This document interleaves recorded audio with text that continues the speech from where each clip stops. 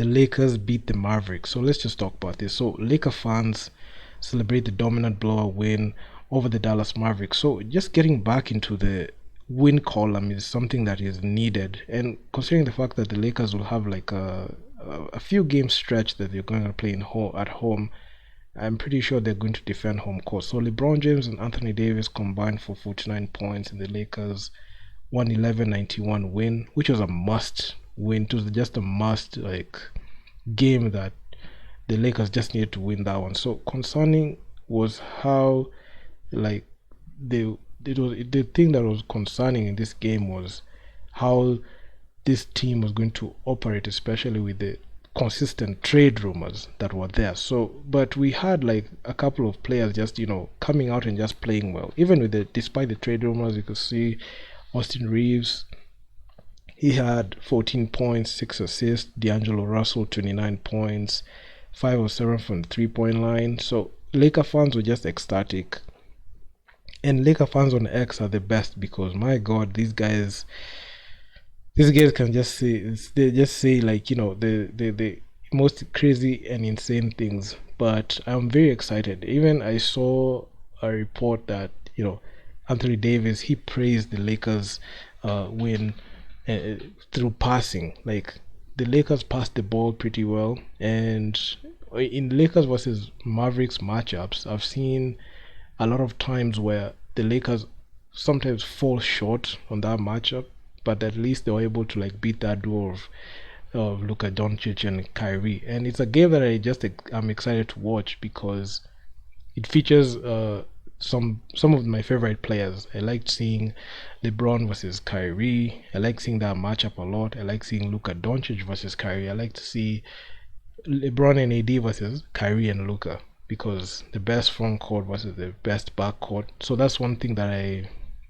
really love watching. And the Lakers, they desperately needed to get back into that win column, because for some stretches of games, like especially after the in-season tournament, like I just mentioned in the previous videos when I've been talking about the Lakers, the thing was they kind of fell off and their foot just fell off the gas, and they put so much energy into that in-season tournament to the point where they forgot that the regular season was actually progressing, and the in-season tournament was just an extension. It was not even an extension. It was playing the league games inside, and you're gonna win the game in there. So the Lakers not losing focus in the in-season tournament and just being locked in. And after the in-season tournament, after they lifted that cup, that NBA cup, it's like everything just went sideways. So hopefully they can be able to kick it off. I know there are a couple of players in the chopping block like Austin Reeves and Rui Hachimura who got eligible to be traded at the trade deadline in January 15, and you've seen like the first dominoes fall. You can see Pascal Siakam getting traded. I'm pretty sure there are a couple of players that are going to switch teams, but hopefully the Lakers just stay put in this trade deadline. They shouldn't be rushed. The only thing that they need to do is just find good ways they can be able to put good lineups to be able to win these games. And if they can go into the All-Star break like on a winning streak, like on a 5 or 6 game winning streak, or even a 10 game, not even a 10 game, that's a stretch, but like if they can win like 7 or 8 out of that 10 or 15 games that they're going to play, it can be great. Especially finishing off the first half of the season with wins is actually quite needed. So if they can be able to do that, it will be something that will be much commendable. And another thing that I saw was I remember I made a video talking about Bronny James. So LeBron James, apparently after the game, he ran to the TV in the locker room after the Lakers game to watch his son Bronny at the USC Trojans game. So I made a video talking about Bronny James, where he was not able to even score a game. He had back-to-back 0-point games.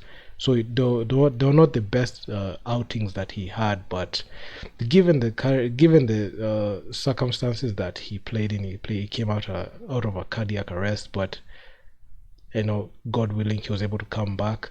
But the thing was, he was not able to get on his own. So that was a challenge. So you see LeBron James quite concerned with Bronny James, so he just made sure to go check that out. When he was being interviewed, you could see him just glancing onto the monitors because the NBA locker rooms, especially, they go in there, the reporters go in there and just interview the athletes, which is actually, I find it's quite dope.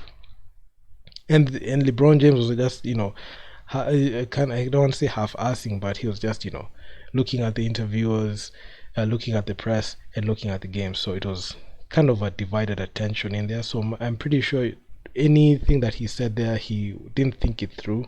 So not much you can be able to get from LeBron James at that time. But anyway, I mean, there was a lot that went into this game, but I'm really happy to see the Lakers just get this win. And it's only one game, one win at a time.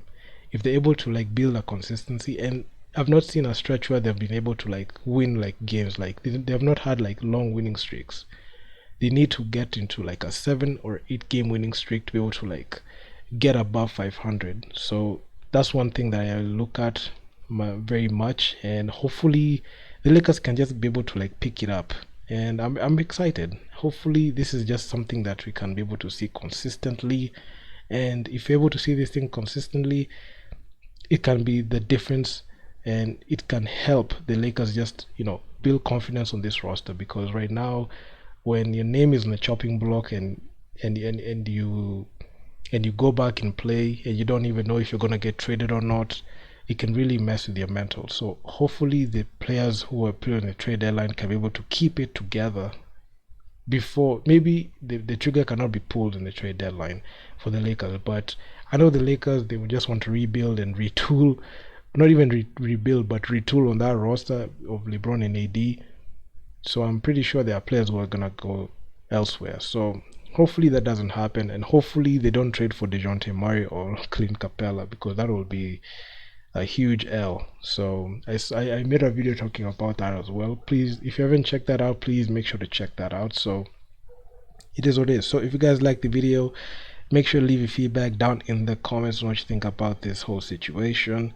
And I'm out. Peace.